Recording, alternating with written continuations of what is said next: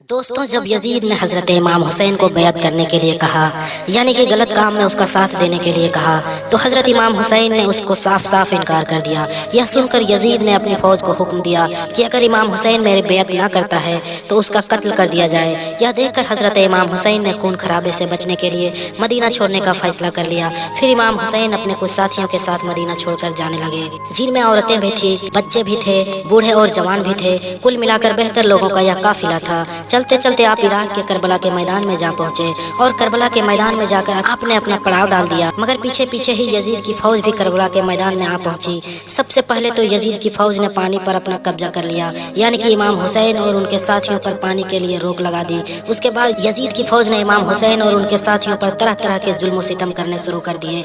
9 मुहर्रम के दिन उन्होंने इमाम हुसैन के काफिले पर हमला कर दिया।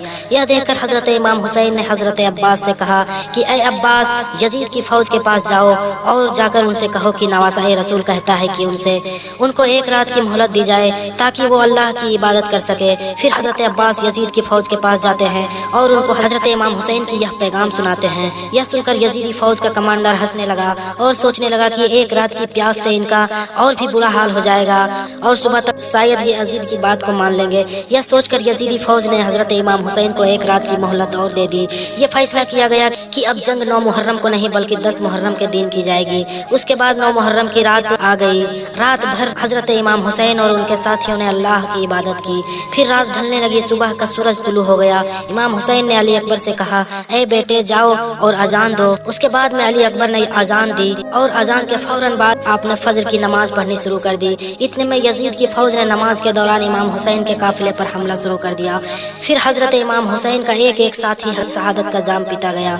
कभी कासिम शहीद हुए, तो कभी अली अकबर शहीद हुए, तो कभी हजरत अब्बास अलमदार शहीद हुए, कभी ओनो मोहम्मद शहीद हुए, तो कभी नन्हे अस्कर शहीद हुए। एक एक करके खानदानी रसूल के सारे अफराद शहीद हो गए। उसके बाद जब कोई भी नहीं रहा तो हजरत इमाम हुसैन अपने हाथों में तलवार लिए अपने खेमे से बाहर निकलते हैं और एक से दूसरे खेमे में गए जहाँ पर आपकी बहन बेटियाँ अल्लाह की इबादत कर रही थी। हजरत इमाम हुसैन फरमाते हैं, ऐ मेरी बहनों, ऐ मेरी बेटियों, अपने हुसैन का आखिरी सलाम कबूल करो। फिर आप उस खेमे से बाहर निकलते हैं और दूसरे खेमे में जाते हैं जहाँ पर आपके शहजादे हजरत इमाम ज़ैनुल आबिदीन बीमार की हालत में अपने बिस्तर पर पड़े हुए हैं। हजरत इमाम हुसैन फरमाते हैं, ऐ बेटे ज़ैनुल, उठो, अपने बाप का आखिरी सलाम कबूल करो। यह सुनकर ज़ैनुल आबिदीन फौरन उठते हैं और देखते हैं कि इमाम हुसैन के हाथों में तलवार है और पूरे खून से रंगे हुए हैं। फिर आप ज़ैनुल आबिदीन से कहते हैं कि इन जालिम यजीदियों ने हमारे सारे खानदानी अहले बैत को शहीद कर दिया है। अपने नाना के दीन को बचाने के लिए मेरे लखते जिगरों ने शहादत का जाम पी लिया है। बस इतना सुनते ही ज़ैनुल आबिदीन किसी सहारे से उठते हैं और कहते हैं कि बाबा, आप मुझे इजाज़त दो, मैं मैदान जंग में जाऊंगा। तो यह सुनकर हजरत इमाम हुसैन फरमाते हैं कि बेटा, बीमारों को जिहाद करने की इजाज़त नहीं है। तुम खानदानी अहले बैत के चश्मे चिराग हो, तुम्हें तो यजीद के दरबार में खुतबा भी सुनाना है। यह सुनकर ज़ैनुल आबिदीन जारो कतार रोने लगे।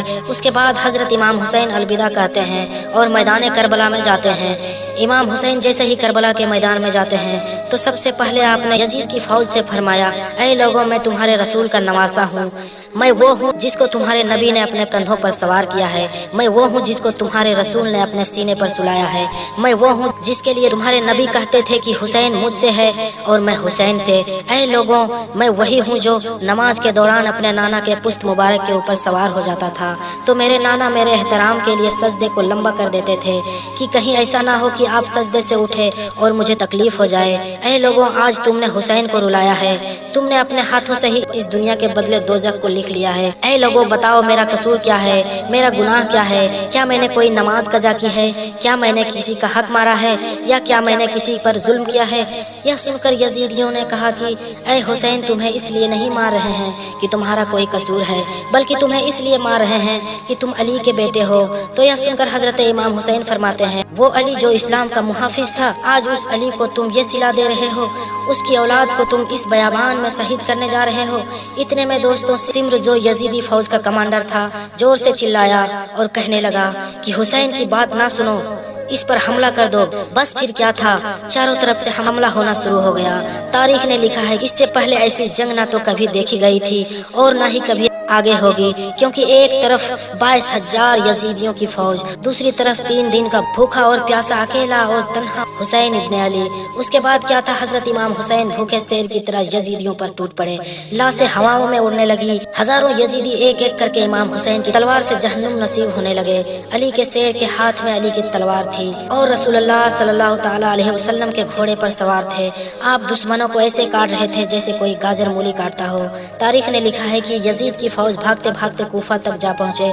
इतने में उम्र बिन साद कहता है कि ऐ सिम्र, खामोश क्यों खड़े हो, सब एक साथ हमला करो। डर के मारे सिम्र कहता है कि अगर मैं जाऊंगा तो मारा जाऊंगा। अरे जो हुसैन के बच्चों से ना लड़ सका वो हुसैन से क्या लड़ेंगे। इसकी रगों में तो अली का खून दौड़ रहा है, इसकी रगों में तो रसूलुल्लाह का खून दौड़ रहा है। इतने में सिम्र चिल्लाया, जाओ और जाकर हुसैन के खेमे में आग लगा दो। उसके बाद इमाम हुसैन के खेमे में आग लगा दी गई। उम्र बिन साद कहता है, ऐ हुरमला, हुसैन पर एक साथ तीर चलाओ। उसके बाद हजारों की फौज ने इमाम हुसैन के ऊपर एक साथ तीर चलाना शुरू कर दिया। हजरत इमाम हुसैन कभी फौज की तरफ जाते तो कभी खेमों की तरफ जाते। इतने में उम्र बिन साद कहता है कि जिस जिसके पास जो जो चीज है उसको फेंक कर मारो। उसके बाद में किसी ने नेजा मारा तो किसी ने तलवार फेंकनी शुरू कर दी, तो कोई तीर मार रहा था तो कोई पत्थर उठाकर मार रहा था, और जिसके पास में मारने के लिए कुछ भी नहीं था वो करबला की गर्म मिट्टी को उठाकर मारने लगा। इतने में करबला के मैदान में अजान की आवाज गूंजने लगी और गैब से आवाज आई, हुसैन रुक जाओ, तुम कामयाब हो गए हो। इमाम हुसैन ने जैसे ही सुना तो अपना सिर झुका लिया और अपने हाथ रोक लिए और अल्लाह का शुक्र अदा करने लगे। इसके बाद में वो पत्थर, नेज़े, तलवारें, तीरे और करबला की गर्म मिट्टी आपके जिस्म पर लगती रही। इतने में हजरत इमाम हुसैन अपने घोड़े की पीठ से जमीन पर आ गिरे। उम्र बिन साद ने सोचा कि यही एक मौका है इन्हें कत्ल करने का। यह देखकर उम्र साद चिल्लाया और अपने लोगों से कहने लगा कि खड़े खड़े क्या देख रहे हो, जाओ और हुसैन का सर कलम कर दो ताकि यह खबर फिर यजीद तक पहुंचाए और हमें इनाम मिले। उसके बाद में जो कोई इमाम हुसैन का सर कलम करने के लिए आपके पास जाता है तो इमाम हुसैन की आंखों में रसूलुल्लाह सल्लल्लाहु ताला अलैहि वसल्लम का चेहरा नजर आ जाता है। यह देखकर वो कांपने लग जाता है और रोता हुआ वापस चला आता है। इतने में सिम्र कहता है कि यह काम तुमसे नहीं होगा, लाओ खंजर मुझे दे दो। सिम्र खंजर लेकर इमाम हुसैन के करीब में जाता है तो उस वक्त हजरत इमाम हुसैन का सर सजदे में होता है। सिम्र खंजर को इमाम हुसैन की गर्दन में रख देता है और जैसे ही चलाने लगता है तो सामने देखता है कि इमाम हुसैन कुछ पढ़ रहे हैं। सिम्र मुस्कुराया और सोचने लगा कि शायद इमाम हुसैन को अपने किए का पछतावा हो रहा है। यही सोचकर उसने अपना कान लगाकर सुनना शुरू कर दिया। इमाम हुसैन कह रहे थे कि ऐ अल्लाह, हमारी शहादत को कबूल फरमा, मैं तुम्हारे दीन के लिए अपना सब कुछ कुर्बान कर दिया है।